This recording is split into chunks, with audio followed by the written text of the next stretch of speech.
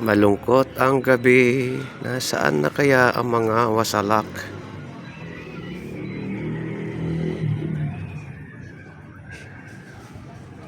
Ayun, wala.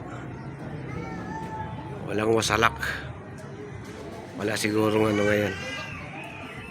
Wala sigurong prayer meeting. Malungkot. Pero okay naman yung kalangitan natin. Kaso malamig. Yun, oh. So, itong view ko na to ay mag-iiba na next week kasi lilipat na ako at aalis na ako dito sa aking current na pad. Lilipat na tayo sa mas maliit para tahimik. Give up ko na tong pad ko. Tingnan mo, wala na mga gamit, oh. Wala na mga gamit. Limas na. Wala na nakadikit dyan.